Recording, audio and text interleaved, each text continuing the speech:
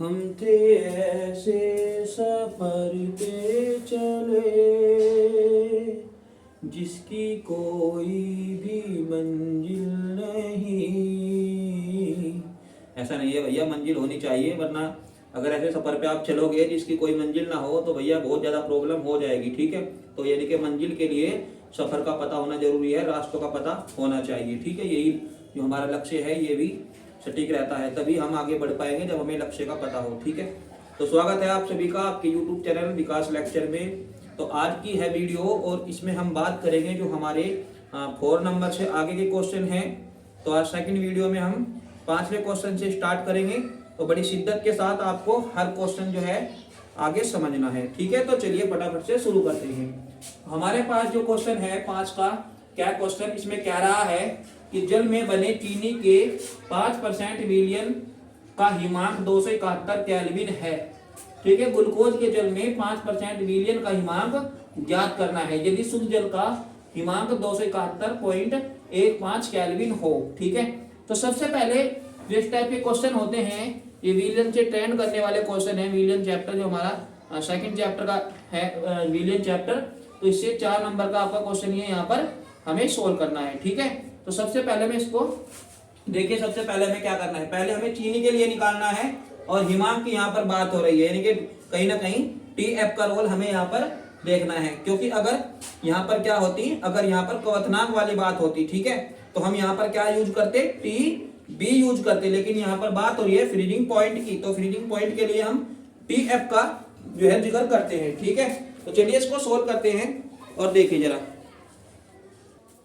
तो ऐसे क्वेश्चन में हमें सबसे पहले क्या करना होता है, सबसे पहले हम चीनी के लिए सोल्व करते हैं और उसके बाद यानी कि आधा क्वेश्चन तो हमारा चीनी के लिए सोल्व करना है और आधा क्वेश्चन हमें ग्लूकोज के लिए सोल्व करना है। ठीक है, क्योंकि जो हमारा जो एक कांस्टेंट निकलता है यहाँ पर KF या KB की जो वैल्यू निकलती है वो दोनों के लिए यहाँ पर हमें सेम ही रखनी है। तो सबसे पहले हम यहाँ पर ये करेंगे। ठीक है, तो इसके लिए हमें क्या करना है, डेल्टा TF इक्वल टू शुद्ध जल का हिमांक और माइनस विलयन का हिमांक। ठीक है, तो शुद्ध जल का हिमांक कितना है हमारे पास, 273.15 केल्विन है, उसको हम यहाँ पर रखेंगे। ठीक है, और फिर ये माइनस, और विलयन का हिमांक कितना दिया है, देखिए विलयन का हिमांक कितना दिया है, 271। ठीक है, 271, इसको माइनस कर देंगे तो कितना आ जाएगा, 2.15 यहाँ पर प्राप्त हो जाएगा। ठीक है, इसके बाद सबसे पहले हम यहाँ से कांस्टेंट जो होता है हिमांक के लिए भी कांस्टेंट होता है और क्वथनांक के लिए भी कांस्टेंट होता है, तो उसकी वैल्यू हमें यहाँ पर निकालनी है। ठीक है, अगर हम बात करें किसकी, ये जो हमारा 5% है, 5% का क्या मतलब है, मैं आपको पहले भी बताया था कि 5% का मतलब होता है क्या, कि विलयन हमारे पास 100% है। अब जरा एक बात बताओ आप, जब विलयन आपके पास 100% हो जाएगा तो इसमें से 5% किसके लिए चला गया, चीनी के लिए चला गया, तो कितना बचा, 95%। अब ये 95% जो है ये है हमारा यहाँ पर वाटर, क्योंकि विलयन वाले चैप्टर में विलेय और विलायक इनका बड़ा ही विशेष रोल है। ठीक है, विलायक वो होता है जिसकी मात्रा ज्यादा होती है, ठीक है ना, और जो विलेय होता है हमारा उसकी मात्रा कहीं ना कहीं कम की बात करता है। तो हमारे पास चीनी का विलयन है। अब एक बात बताओ, यदि आपको चीनी का पानी बनाना हो, चीनी का शरबत बनाना हो, तो आप चीनी को ज्यादा मात्रा में नहीं कर सकते हो। ठीक है, पानी को ही ज्यादा मात्रा में रखना होगा, तभी आपका शरबत बन पाएगा। कहीं ऐसा ना हो कि चीनी आपने ज्यादा मात्रा में ले ली और पानी कम मात्रा में ले लिया और फिर वो आपसे पिया भी नहीं जाए, तो ऐसा ही है बस यहाँ पर।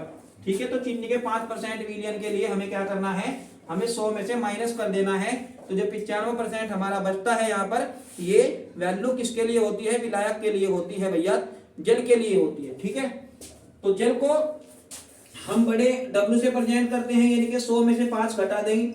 5 किसके लिए चला गया, 5 चला गया आपका चीनी के लिए, यहाँ पर मैं लिख दे रहा हूँ चीनी के लिए। ठीक है, ये चीनी किसके, सुक्रोज की है, इसको हम सुक्रोज भी कहते हैं, शर्करा भी कहते हैं। ठीक है ना, तो ये चीनी 5 ग्राम चीनी हो जाएगी, और जो बड़े W की वैल्यू है यानी कि जल के लिए, ये 95 ग्राम आपका विलायक हो जाएगा, यानी कि कहीं ना कहीं जल की बात कर रहा है। अब इसके बाद हमें क्या करना है, चीनी का अनुभार निकाल देना है। चीनी चूंकि क्या है हमारा यहाँ पर विलेय है, तो चीनी विलेय है, तो इसलिए हम इसको छोटे m से प्रेजेंट करेंगे, और चीनी का जो मोलिकुलर फॉर्मूला होता है C12, ठीक है, C11, ठीक है, C12H22O11, C12H22O11, ठीक है। तो यहाँ पर क्या हो जाएगा, C12H22O11, ये चीनी का फॉर्मूला होता है। तो हम यहाँ पर क्या करेंगे, चीनी का जो कार्बन है, कार्बन का जो हमारा अणुभार है, परमाणु भार है, वो कितना है 12, और इसकी हम गुणा कर देंगे 12 में, ठीक है। 12 में इसके हम गुणा कर देंगे तो 144 आ जाएगा। इसके बाद हम 22 की गुणा 1 में कर देंगे, क्योंकि जो हाइड्रोजन है, हाइड्रोजन का जो भार होता है वो कितना होता है, 1 होता है। तो यहाँ पर 22 को आप ऐड कर दोगे। इसके बाद 16 है, तो 16 में गुणा करेंगे किसकी, ऑक्सीजन के लिए कितना होता है, 16 होता है। तो 16 में आपको क्या कर देना है, 11 का मल्टीप्लाई कर देना है। तो 16 में जब आप 11 का मल्टीप्लाई करोगे तो कितना आ जाएगा, 1 की कम 1 और 6 और 1 आ जाएगा, ठीक है। ये आ जाएगा 176। अब आप सभी को जो है ऐड कर दोगे। जब आप सबको ऐड करोगे तो आपको क्या मिलेगा, आपको मिलेगा 342, ये आ जाएगा चीनी का अणुभार, ठीक है। यहां तक समझ में आ गया ना। इसके बाद हमें क्या करना है, क्योंकि हमारे पास जो हिमांक के लिए फॉर्मूला होता है और delta T F equal to, ठीक है, 1000 गुणा के एफ और छोटा डब्ल्यू। छोटा डब्ल्यू किसकी मात्रा है, विलय की मात्रा है, ठीक है, और बड़ा डब्ल्यू विलायक की मात्रा है। छोटा एम विलय का अनुभार। तो 1000 के एफ का मान हमें यहाँ पर निकालना है। मैं आपको बताया था कि यहाँ से हम चीनी के लिए जो है के एफ का मान निकालेंगे और उसको ग्लूकोज वाले फॉर्मूला में ऐड करेंगे, ठीक है। फिर से यानी कि ये फॉर्मूला हमें लगा देना है। देखिए जरा, तो डब्ल्यू हमारा कहाँ है, डब्ल्यू ये रहा चीनी के लिए, ठीक है, इसको हम यहाँ पे रख देंगे। इसके बाद हमारा जो चीनी का अनुभार है वो 342 आप यहाँ रख दोगे। इसके बाद डब्ल्यू क्या है हमारा, अपने 100% विलयन में से क्या घटा लिया था, विलय को घटा लिया था। ये हमें घटाना ही पड़ेगा, ध्यान रखिए बात को। ये अगर आपको 80% कोई ऑर्गेनिक कंपाउंड दे दे या कुछ भी दे दे, NaCl वगैरह कुछ भी दे सकता है, मान लीजिए वो 80% है, तो इसका मतलब इसमें 20% वाटर है, ठीक है ना। इस तरीके से आइडिया लगाते हैं इनका। तो यानी कि 100 में से ही माइनस करना पड़ता है, चाहे कुछ भी हो। अगर आपको कोई कहता है कि 20% एथेनॉल, यानी कि एथेनॉल की मात्रा 20 ग्राम किसमें, 100 में, और बाकी जो 80% है वो वाटर है, ध्यान रखिएगा, ठीक है। इसके बाद आपको क्या करना है, डेल्टा टी की जो वैल्यू आपने निकालनी है यहाँ से, इसको यहाँ पर सिंपल सा रख देना है। इसके बाद के एफ को हमें निकाल लेना है, तो इसको हम साइड में ले लेते हैं। इसका वर्ग गुणा करते हैं पहले, ठीक है। इसकी गुणा वहां पर हो जाएगी, इतना समझ में आ गया। इसकी गुणा वहां पर हो जाएगी, दोनों की गुणा वहां पर हो जाएगी, ये हो गया। और जो 100 है और 5 है, ये इसके अपॉन में चला जाएगा। जब आप इसको एवरेज में सोल्व करोगे तो एवरेज में सोल्व करने के बाद आपको 13.9 मिलेगा। अब आपको ये के एफ की वैल्यू जो है, यानी कि जो के एफ की वैल्यू हमें मिली 13.9, इसका देखिए हम क्या करेंगे, यानी कि इसको हम ग्लूकोज के लिए कहीं ना कहीं यूज करेंगे। देखो मैंने यहाँ पर ग्लूकोज के लिए इसको यूज किया है। फिलहाल हमें चाहिए ग्लूकोज का अणुभार, ठीक है। और ग्लूकोज का अणुभार में आपको यहाँ पर दिखाई दे रहा हूँ, ग्लूकोज का अणुभार क्या होता है, कैसे निकालते हैं ग्लूकोज का अणुभार। आपको पता होना चाहिए कि जो ग्लूकोज का फॉर्मूला है C6, और ये ग्लूकोज का है C6H12O6, ठीक है। चीनी का होता है C12, और ग्लूकोज इसका कहीं ना कहीं अलग हो जाता है इसके अणु में से टूटकर, क्योंकि यहाँ पर ग्लूकोज, जब आप चीनी का अणु को तोड़ते हो तो आपको ग्लूकोज फ्रक्टोज 2 अणु मिलते हैं, ठीक है। एक एल्डिहाइड समूह का होता है और एक कीटोन समूह का होता है, ठीक है। तो यहाँ पर ग्लूकोज का अणु आप इसकी मदद से निकाल सकते हो, ठीक है ना, C6H12O6 की मदद से। कार्बन का भी आपने यहाँ पर कितना बताया था, 12 बताया था, तो आपको यहाँ पर 12 रख देना है और मल्टीप्लाई करेंगे 6 का। इसके बाद आ गया आपका H का कितना होता है, 1 होता है, तो 1 को आपको यहाँ रख देना है। इसके बाद 12 और नेक्स्ट एलिमेंट आ गया तो आपको जोड़ देना है, प्लस लगा देंगे। ऑक्सीजन का कितना होता है, 16 होता है, इसमें 6 की गुणा कर देंगे। सबसे पहले आपको अपने मैथमेटिक्स के हिसाब से क्या कर देना है, गुना कर देना है। गुना करने के बाद इसको ऐड करना है। तो 12 कितने होते हैं, 72 होते हैं, ठीक है। और 12 कम 12, 6 36, कितने बच गए, 3 6 3 9 96। इन सबको आप टोटल करोगे तो आपको मिलेगा कितना, 180 ग्राम मिल जाएगा, ठीक है जी।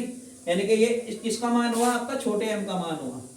विलय की बात कर रहा है, छोटे एम का मान। देखिए क्वेश्चन में आगे लिखा है ना, ग्लूकोज के 5% विलयन का हिमांक ज्ञात कीजिए। तो यानी कि वो ग्लूकोज के विलयन के लिए बता रहा है ज्ञात करने के लिए। तो आपको फिर से इसमें जो है, यानी कि ग्लूकोज की जो मात्रा है वो 5 ग्राम रख देनी है। तो यानी कि 95% यहाँ भी आपका कहीं ना कहीं पानी ही है, ठीक है।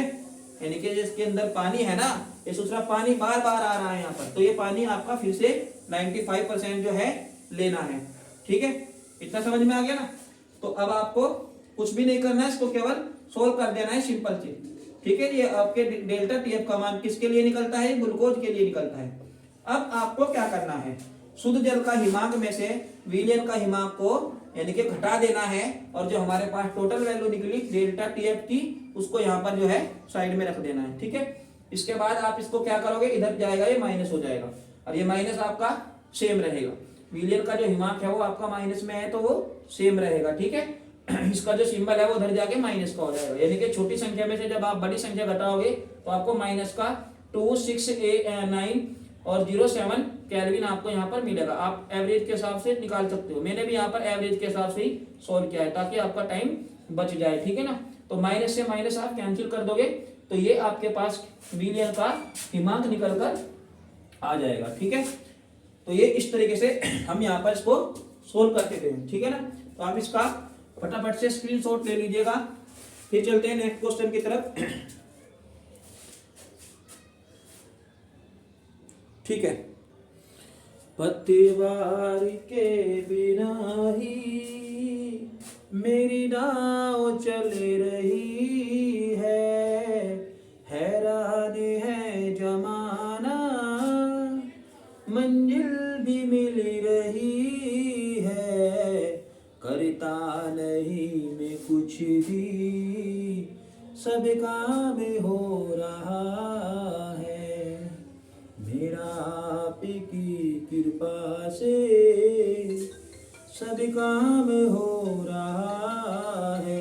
तो विद्यार्थियों ऐसा नहीं है कि भैया काम तो आपको करना ही पड़ेगा तभी कुछ होगा, ऐसा नहीं है कि कृपा ही बरसती रहेगी, भैया काम ही करना पड़ेगा तभी कृपा जो है बरसती है। ठीक है, तो चलिए अब बढ़ते हैं अपने अगले क्वेश्चन की तरफ। हमारा क्वेश्चन नंबर 5 का क्या कह रहा है कि क्या होता है जब आपको खाना नहीं मिलता, या फिर पापा ने आपको धमका दिया हो, ठीक है, या सबसे बड़ी समस्या या पढ़ाई में मन नहीं लगता, तो भैया थोड़ी देर केमिस्ट्री को पढ़ लीजिए, सब समझ में आ जाएगा। ठीक है, तो नेक्स्ट क्वेश्चन देखिए हमारा क्या कह रहा है कि क्या होता है जब ऑक्सीजन को नीरव विद्युत विसर्जन नली में प्रवाहित करते हैं। तो बच्चा यहाँ पर परेशान हो जाता है क्या कि नीरव विद्युत विसर्जन नली क्या होती है। तो आपने ओजोन का निर्माण पढ़ा होगा, जो हमारे पी ब्लॉक चैप्टर में है ओजोन का निर्माण। तो वहां पर नीरव विद्युत विसर्जन नली जो है आपने इस तरह से बनाई होगी। तो ये इस तरह से होती है, जैसा आपने गुलेल देखा होगा ना बचपन में, एकदम नीचे से पकड़ने के लिए और ऊपर से 2 टाइप का जो गुलेल होता था, है ना, जानते होंगे बच्चे। तो गुलेल टाइप का एक नली होती है, तो यही होती है हमारी क्या, नीरव विद्युत विसर्जन नली हम इसको कहते हैं। तो अब आपको करना क्या है, कुछ नहीं करना, एकदम सिंपल इक्वेशन है। जो हमारा ऑक्सीजन है, इसको आपने यहाँ ऑक्सीजन को लिया, फिर आपको क्या कर देना है, फिर आपको यहाँ पर जो है इसको नीरव विद्युत नली में निकाल देना है। ठीक है, मैं यहाँ पर लिख रहा हूं नीरव विद्युत विसर्जन नली। तो यहाँ पर बन जाएगा क्या, आपका ओजोन बन जाएगा। ठीक है, ओजोन जो है ये यहाँ पर बन जाएगा। ठीक है, तो ओजोन आपको यहाँ पर जो है बना देना है। तो बस आपको कुछ नहीं करना, समीकरण को, इक्वेशन को जो है यहाँ पर आपको, ठीक है, तो यहाँ पर जो है हमें केवल 3 लिख देना है। ठीक है, इन दोनों का मल्टीप्लाई करेंगे तो यहाँ पर आपको 2 लिखना होगा। एकदम सिंपल है, एकदम बच्चों वाली बात है, कोई टेंशन लेनी नहीं है। ठीक है, बिल्कुल भी कोई टेंशन इसमें क्या होता है जब वाले में तो लेनी ही नहीं है। बच्चे इससे ज्यादा परेशान होते हैं भैया, वो पारिवारिक मैटर है जो मैं भी आपको बता रहा था ना, कि पढ़ाई में मन नहीं लगता है, पापा पीट देते हैं, मम्मी धमका देती है। तो ये सब जो है घरेलू बातें हैं, यहाँ पर नहीं चलने वाली है। केमिस्ट्री है, ये सबकी पिता माता है। ठीक है, खतरनाक है एकदम सही। इसके साथ आपकी घरेलू वाली मस्ती नहीं चलने वाली है। ठीक है, इसके साथ नखरे दिखाओगे तो आपको ठीक कर देगा। ठीक है, इसमें बड़े बड़े खतरनाक केमिकल है, तो इससे थोड़ा सा बच के रहिएगा। इसका जो सोल्यूशन होता है ना, वो मम्मी पापा के डंडे से भी, उनकी धमक से भी बड़ा खतरनाक है, इसलिए इसको लगे रहिए। अगर आपको इम्पोर्टेंट जो आपको कामयाब होना है ना, तो आप इसका पीछा मत छोड़िएगा, इसको पकड़ के रखिएगा एकदम खचाक से। ठीक है, तो देखिए हमारा जो दूसरा क्वेश्चन है वो क्या कह रहा है, SO2 को भैया आपको जो है जल में प्रवाहित कर देना है। ठीक है, अब इस समीकरण को बच्चे दो तरह से सोल्व करते हैं। एक तो आप इसमें नवजात हाइड्रोजन भी निकाल सकते हो, तो हम भी यही करने वाले हैं। ठीक है, आप क्या करोगे, SO2 को अब जब आप H2SO4 के साथ मिक्स करोगे या घोलोगे तो आपको क्या मिलने वाला है भैया, आपको मिलने वाला है क्या, H2SO4 की बात करेंगे तो सल्फ्यूरिक एसिड जो है आपको यहाँ पर मिलने वाला है। ठीक है, सल्फ्यूरिक एसिड और प्लस नवजात हाइड्रोजन की यहाँ पर बात करेंगे। ठीक है, बताइए क्या हो जाएगा। अभी आपके पास जो ऑक्सीजन के जो मोल है कितने हैं, 2, और एक ही इधर है तो कितने हैं, 3। तो आपको यहाँ पर 2 लगा लेना चाहिए मेरे ख्याल से, क्योंकि यहाँ पर ऑक्सीजन के आपको दिख भी रहे होंगे अणु, बिल्कुल सिंपल वाली बात है, कोई मुश्किल बात नहीं है कि कितने हैं भैया, 4 है।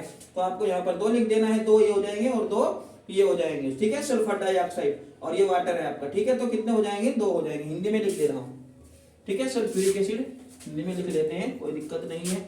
सल्फ्यूरिक एसिड, ठीक है, सल्फ्यूरिक एसिड है, ये बड़ा खतरनाक है।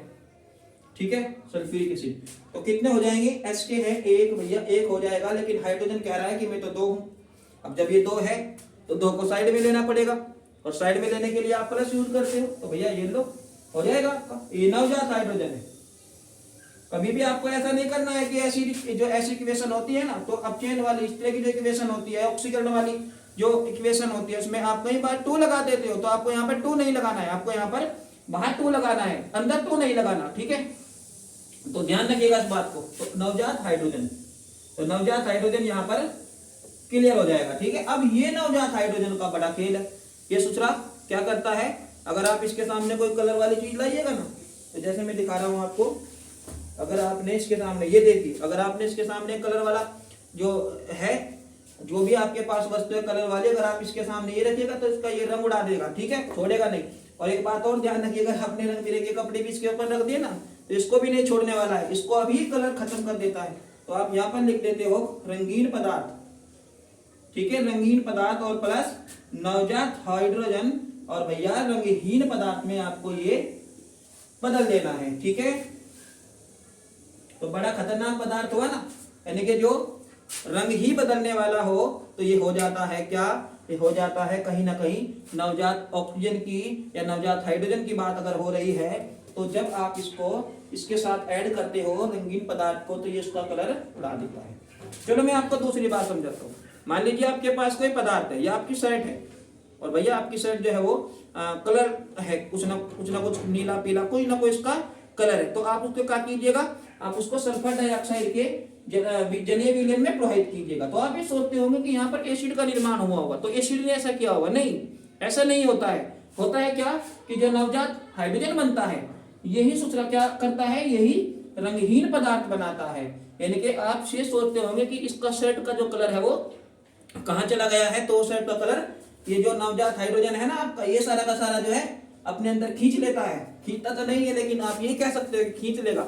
ठीक है, बल्कि ये तो उड़ा देता है, अपने साथ साथ उड़ा देता है। तो ये इतना समझ में आया आपकी। चलिए नेक्स्ट क्वेश्चन देखते हैं। इसमें कह रहा है कि NH3 क्लोरीन के साथ क्रिया करता है। अब ये तो बड़ा खतरनाक अभिक्रिया हुआ।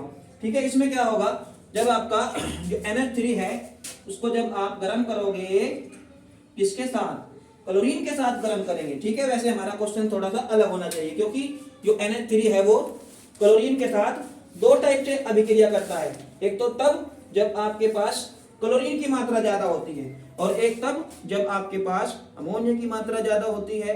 तो आपको क्या कर देना है, आपको या तो यहाँ पर लिख देना है कि क्लोरीन की अधिकता में, चलो मैं लिख देता हूँ। ठीक है, क्लोरीन की अधिकता, क्लोरीन की अधिकता, ये क्वेश्चन ऐसे आता है, या तो क्लोरीन की अधिकता कहेगा या NH3 की अधिकता कहेगा, तो दोनों में ये अलग अलग तरह का प्रोडक्ट बनाएगा। ठीक है, दोनों में ही अलग अलग तरह का प्रोडक्ट बनाएगा। जरा आप सोचिए, यदि आपने चीनी का शरबत बनाना है, अगर आप चीनी की मात्रा कम रखोगे तभी वो शरबत है। अगर आप क्या करोगे, चीनी की मात्रा को ज्यादा रखोगे या पानी की मात्रा को कम रखोगे, तो भैया वो तो कुछ भी नहीं है, वो तो बेकार का पदार्थ है। ठीक है, वो शरबत ही नहीं बन सकता, आपको उसको पी नहीं सकते हो। ठीक है ना, ऐसे ही अगर आपके पास पानी की मात्रा ज्यादा भी नहीं होनी चाहिए, मीडियम होनी चाहिए स्वाद के हिसाब से। ठीक है, याद रखिएगा, कभी आपको शरबत बनाना पड़ जाए और आप सब कुछ उल्टा सीधा लिक्विड बना दो। ठीक है, केमिस्ट्री के बच्चे होते ही बड़े खतरनाक है, ये पता नहीं क्या कर सकते हैं। तो देखिए जाए NH3 अगर आप क्लोरीन के अधिकता रखते हो, मान लेते हैं मैंने यहाँ पर Cl2 रखा, क्लोरीन जो होता है वो Cl2 होता है। क्लोरीन याद रखिएगा, क्लोरीन होता है Cl2। तो जब आप क्लोरीन को NH3 के साथ गर्म करेंगे तो ज्यादा गर्म नहीं करना है, हल्का सा गर्म करना है। ज्यादा गर्म करना है तो खतरनाक है, क्योंकि जो क्लोरीन की इलेक्ट्रॉन लब्धि होती है ना वो बड़ा ज्यादा होती है, ठीक है, एकदम विस्फोटक पदार्थ बना लेगा। वैसे तो अभी भी विस्फोटक ही बनाएगा NCl3। ये क्या है? NCl3 nitrogen trichloride. Nitrogen trichloride बड़ा खतरनाक पदार्थ होता है, पापा से तो ज्यादा खतरनाक होता है, ठीक है। वैसे तो पापा ही ज्यादा खतरनाक है, ठीक है, लेकिन जो NCl3 है ना ये भी विस्फोटक पदार्थ है। इसका नाम लिख दे रहे हैं नाइट्रोजन ट्राइक्लोराइड। नाइट्रोजन ट्राइक्लोराइड, तो नाइट्रोजन ट्राइक्लोराइड ये आपका क्लियर हो जाएगा प्रोडक्ट। अरे मेरे भाई अभी तो हमें हाइड्रोजन को भी देखना है। यदि आप कहीं शादी में गए हो ना और आपकी पूछताछ नहीं हो तो आप सोचते हैं कि यार तेरा कोई पूछ ही नहीं रहा है, तो भैया हाइड्रोजन की भी ऐसी हालत मत करके छोड़िएगा, ठीक है। तो हाइड्रोजन को भी जो है आप एक बार देख लीजिएगा कि कहीं दिमाग फिर गया ना तो सारा मैटर ही खराब कर देगा आपका, ठीक है। तो इसको भी देख लीजिए कि हाइड्रोजन क्या करता है। हाइड्रोजन करता है कि यार हमें भी शामिल करो अपनी अभिक्रिया में, ठीक है, कर दिया, ठीक है। अब प्लस लगाओ, इसको भी दिखाओ भाई कुछ, तो ठीक है दिखाई दे रही है ना, तो 3H लिख दो यहाँ पर। अब समस्या है कि क्लोरीन की अधिकता, यानी कि क्लोरीन आपको ज्यादा मात्रा में लेना था, है ना, तो क्लोरीन आपको ज्यादा मात्रा में लेना था, तो 3 तो आपने यहाँ पर निकाल दी। क्या कितने हैं? 2। तो आपको इसको यहाँ पर मुझे 3 लिख देना चाहिए। क्यों? क्योंकि अगर मैं इसका मल्टीप्लाई इसमें करूंगा तो 6 मुझे मिलेगा, और मैं यहाँ हाइड्रोजन को अकेला नहीं छोड़ने वाला। ये खास है, अगर आप कहीं ऐसी जगह जाइएगा ना जहाँ रिश्तेदारी खास हो तो आपको अकेला कोई छोड़ने वाला नहीं है, आप जानते भी होंगे, ठीक है, कोई ना कोई दूसरा साथ में रहता है। तो ऐसे ही ये जो 3 है ना ये H के, इसके साथ क्या बना लेगा? ये हाइड्रोक्लोरिक एसिड बना लेगा। ये भी खतरनाक है, हाइड्रोक्लोरिक एसिड, इसका नाम लिख देते हैं हाइड्रोक्लोरिक एसिड, यानी कि हाइड्रोक्लोरिक अम्ल भी हम इसको कह सकते हैं, ठीक है। अब बढ़ते हैं, हमारी जो 4th वाली इक्वेशन है उसमें हमें क्या कह रहा है कि क्या तनु व ठंडा NaOH क्लोरीन के साथ क्रिया करेगा। कई बार बच्चे परेशान हो जाते हैं एग्जाम में ये देखकर कि ठंडा भी है और भैया तनु भी है। तनु मीन्स ऐसा NaOH होना चाहिए जो तनु हो, ठीक है, मतलब सांद्र नहीं होना चाहिए, सांद्र खतरनाक होता है, ठीक है। तो तनु हो और ठंडा हो। अब आपको इस अभिक्रिया में कुछ भी गर्म नहीं करना है, केवल मिला देना है क्या NaOH को क्लोरीन मतलब Cl2 में मिला देना है। तो ये मेरे ख्याल से बना लेगा NaCl और भैया NaOCl, ठीक है। सोडियम ऑक्सीक्लोराइड यहाँ पर बना लेगा, ठीक है, सोडियम ऑक्सीक्लोराइड यहाँ पर बना लेगा। एक बार इसको सोल्व करते हैं, ठीक है। Na के कितने अणु हैं? Na के हैं आपके पास केवल 1 अणु, तो हमें कुछ ना कुछ इसमें करना पड़ेगा, क्योंकि Cl के अणु भी कहीं ना कहीं हमें लगता है गड़बड़ कर सकते हैं, और हाइड्रोजन भी आपका नहीं लिया गया है। तो आप वही बात आ गई ना, फिर से हाइड्रोजन आ गया है, ठीक है, खतरनाक है, इसको जरूर ले लीजिएगा, ठीक है। ले लेते हैं, चलो, तो ये ले लिया मैंने यहाँ पर H2O, ठीक है, मैं H2O निकाल दे रहा हूँ यहाँ पर, ठीक है, क्योंकि सोडियम ऑक्सीक्लोराइड है, इसके साथ में यहाँ पर जो है, तो आपका जो NaOH है ये H के अणु गड़बड़ कर गए ना, H के अणु गड़बड़ कर गए, तो H के अणु वहां पर 2 है, यहाँ पर सोच रहे तो अकेला ही है, तो अब क्या करोगे आप? यहाँ पर 2 लिखो भाई, क्योंकि सोडियम के भी 2 ही है, देखो, तो Na इधर भी है इधर भी है, तो ओके हो जाएंगे 2। अब ये ओके 2 कहाँ पर है? हाँ, एक ये रहा, एक ये रहा, ठीक है, हो गए ना दोनों। अब ये Cl को भी चेक कर लीजिए, तो इसका दिमाग तो नहीं उल्टा हो रहा है ना, देख लेते हैं, चलो। तो ये Cl के कितने हैं यहाँ पर? 2, Cl का एक इधर, Cl का एक इधर हो जाएगा, ठीक है। अब इनके नाम देखते हैं। सोडियम क्लोराइड, सोडियम क्लोराइड, और भैया सोडियम ऑक्सीक्लोराइड, इसका नाम क्या है? सोडियम ऑक्सीक्लोराइड, लिख लीजिएगा, सोडियम ऑक्सीक्लोराइड, सोडियम ऑक्सीक्लोराइड, ठीक है। और जो अगला आपका जो अगला कंपाउंड है पानी, इसको तो आप जानते ही होंगे, ये तो जीवन का मुख्य आधार है, इसको तो आप भूल नहीं सकते हो। तो ये हो जाएगा आपका सोडियम ऑक्सीक्लोराइड, में लिख देता हूँ, ठीक है, सोडियम ऑक्सीक्लोराइड। कभी आप ये कहो कि जो हल्का सा था वो तो आपने खुद लिख दिया है, और जो बारिश है उसको बोलकर बता रहे हो, ठीक है। सोडियम ऑक्सीक्लोराइड, लो मैंने ही लिख दिया भाई, चिंता की कोई बात नहीं। ठीक है, तो आज की वीडियो में केवल यहीं तक बात करेंगे। इसका हमें तीसरा पार्ट भी बनाना पड़ेगा, क्योंकि शिकायत रहती है कि जब वीडियो बड़ा हो जाता है तो देखने में थोड़ा सा समस्या होती है। ठीक है, मैं आपको जाते जाते एक बात बताना चाहता हूँ दोस्तों और प्यारे विद्यार्थियों, आप लोग इसी तरीके से जो है हंसी खुशी स्वभाव में पढ़ते रहिए, दिल से लोगों की बात मत सुनिएगा, ठीक है ना। क्योंकि जो आदमी लोगों की बात सुनते हैं, उनके बहकावे में आते हैं, तो भैया गड़बड़ हो जाती है, सारा सिस्टम खराब हो जाता है। इसलिए अपना काम करते रहिए, पढ़ाई में बहुत अच्छे से लगे रहिए, ठीक है। तो अभी हमें इसका जो है तीसरा पार्ट और बना देना है, तब तक के लिए आप इसको तैयार कीजिए। Okay, bye bye.